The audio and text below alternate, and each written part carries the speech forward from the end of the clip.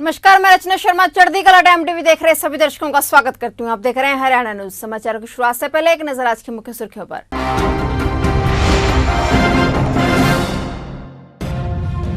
CM Khattar ने ठुकराया CM Nitish का प्रस्ताव, बोले हरियाणा में रह रहे बिहार वासियों की जिम्मेदारी मेरी।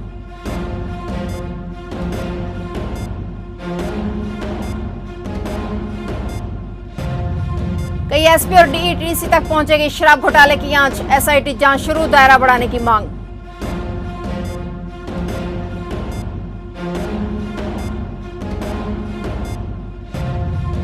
पानीपत और करनाल में फिर वायरस ने दी दस्तक, नए मरीजों की हुई पुष्टि।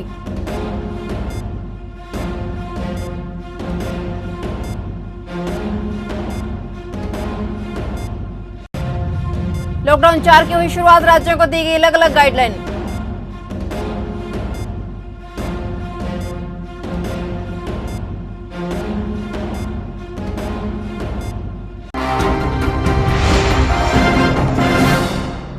और अब समाचार विस्तार से।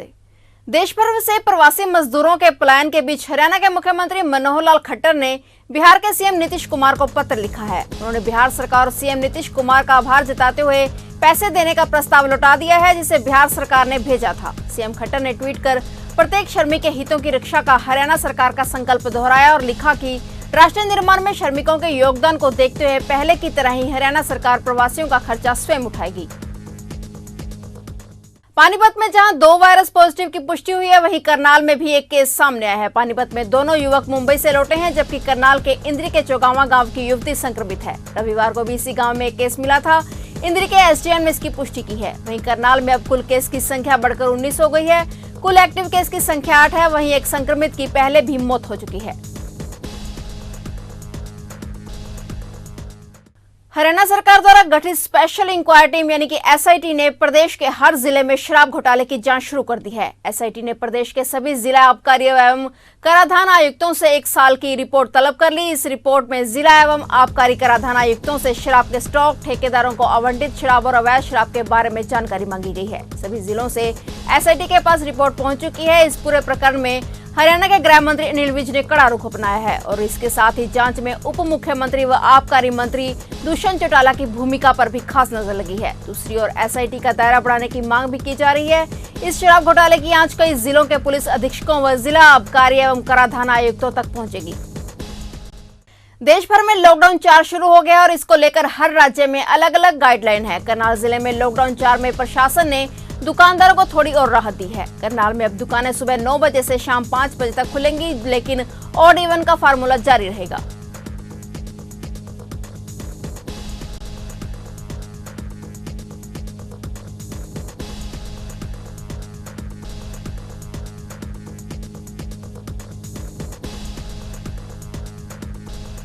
करनाल जिला प्रशासन ने सभी लोगों से चर्चा करने के उपरांत ये फैसला लिया है कि जो व्यवस्था अभी तक बनी हुई थी वो उसी प्रकार से चलती रहेगी।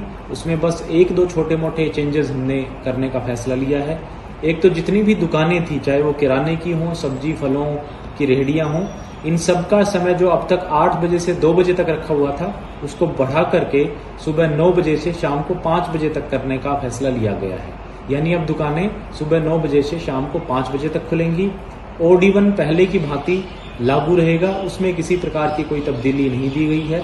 इसी प्रकार से जो रेस्टोरेंट और ढाबे हैं वो सिर्फ होम डिलीवरी देंगे, वहां पे डाइन इन सर्विस देना मना है, उसमें भी किसी प्रकार की कोई तब्दीली नहीं है। करनाल में यूपी बॉर्डर के पास यमुना नदी के कुंडा घाट पर एक लड़का नदी में बह गया। लड़का अपने दोस्तों के साथ यमुना नदी के कुंडा घाट पर नहाने के लिए आया था। नदी की गहराई ज्यादा होने के कारण यमुना नदी में नहाते वक्त युवक डूब गया, जिसके बाद उसके दोस्तों ने परिवार वालों को और पुलिस को सूचित किया। पुलिस के साथ गोताखोर भी मौके पर पहुंचे और गोताखोरों ने युवक को ढूंढने के काफी प्रयास किए, पर वो नहीं मिला।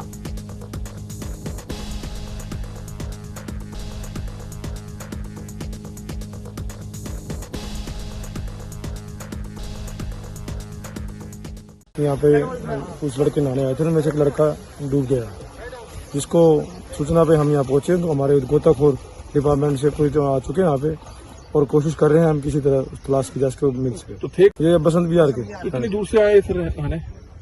हाँ, ये यहाँ पे नहाने के लिए आ गए हैं, क्योंकि छुट्टी थी इनकी शायद, या ये काम से आज नहीं गए होंगे, जैसे लॉकडाउन के कारण भी करते तो कौन सी जगह पड़ती है, कहाँ पर है ये लड़का?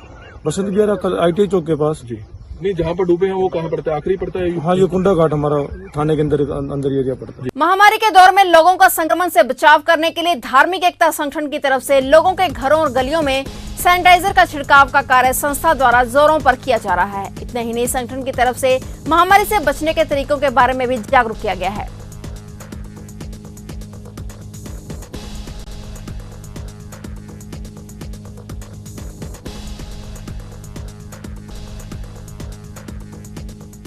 लॉकडाउन में फंसे प्रवासी मजदूर किस कदर बेबस हैं, ये बस वही समझ सकते हैं। बिहार से 1100 किलोमीटर दूर रोजी रोटी के लिए आए प्रवासी मजदूरों के सब्र का बांध अब टूट चुका है, जिसके चलते मजदूरों ने सरकार को साफ चेतावनी दी है कि बंद कमरों में मरने से अच्छा है महामारी से जंग लड़कर मरें। मजदूरों ने सरकार से मार्मिक अपील भी की है कि किसी तरह उनको घर भेज दिया जाए ताकि वो अपने के पास पहुंच सकें, नहीं तो वे पैदल ही अपनों के लिए घर के लिए रवाना हो जाएंगे।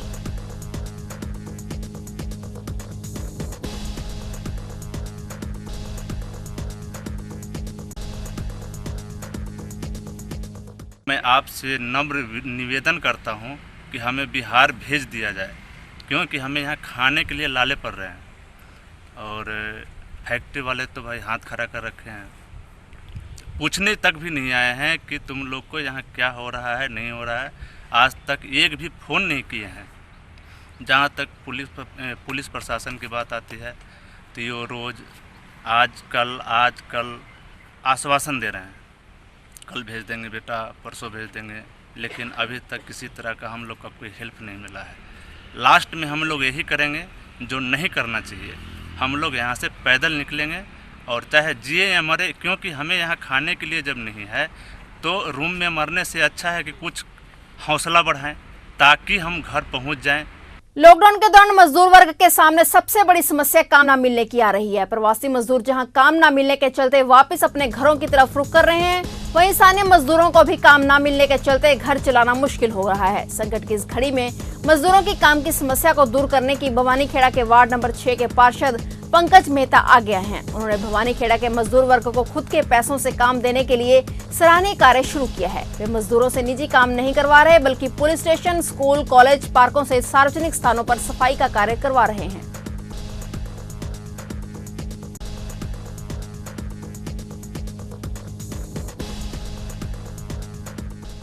टोहाना के स्वास्थ्य विभाग के द्वारा महामारी को लेकर जहां सावधानी बरती जा रही है, वहीं पर विभाग किसी भी स्थिति से निपटने के लिए पूर्व में तैयारियों में जुटा हुआ नजर आ रहा है। स्वास्थ्य विभाग के द्वारा टोहाना में 100 आइसोलेशन बेड का प्रबंध किया गया है। इसके लिए टोहाना के क्षेत्र के 4 अस्पतालों में इंतजाम किए गए हैं। इनमें से एक सरकारी अस्पताल भी शामिल है व 3 निजी अस्पताल हैं। वहीं बाहर से आने वाले अधिकतर लोगों को होम क्वारंटाइन किया जा रहा है, पर इसके साथ ही स्वास्थ्य विभाग के द्वारा शेल्टर होम का भी प्रबंध किया गया है।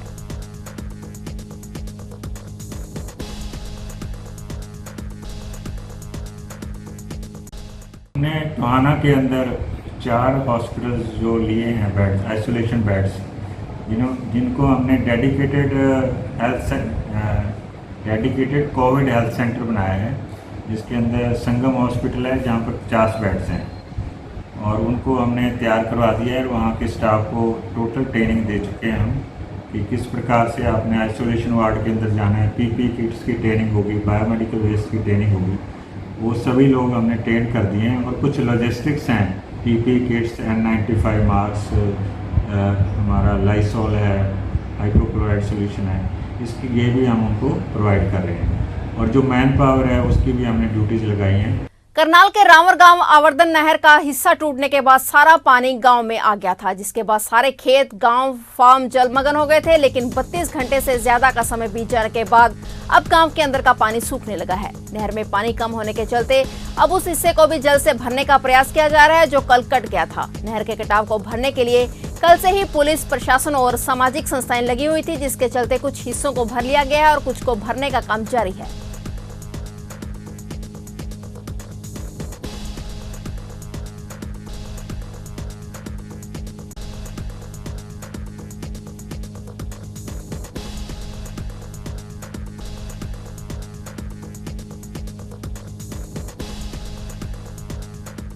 ये पानी था करीब जो दादूपुर हेड से छोड़ा गया था, वहाँ से बंद करवाया, तो ये करीब मतलब 80-90-100 किलोमीटर का एरिया पड़ता है लंबाई में।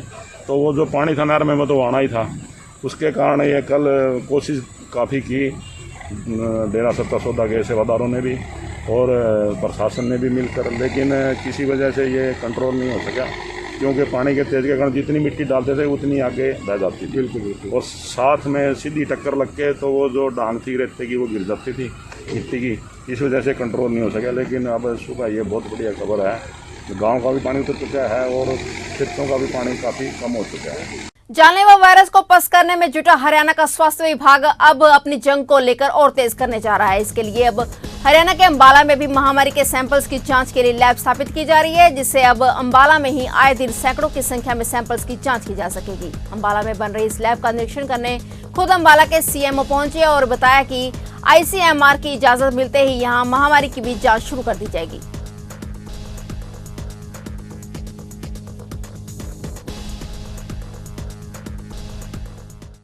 करनाल के शेखपुरा सुहाना गांव में दो पक्षों में जमीनी विवाद को लेकर झगड़ा हो गया। एक पक्ष के लोगों ने जमीन पर काम करने आए एक लड़के की चाकुओं से गोदकर हत्या कर दी। इस लड़के को मौत के घाट उतारा गया, उसका विवाद से कोई लेना देना ही नहीं था। वहीं मौके पर पहुंची पुलिस ने आरोपियों के खिलाफ मामला दर्ज कर जांच शुरू कर दी है।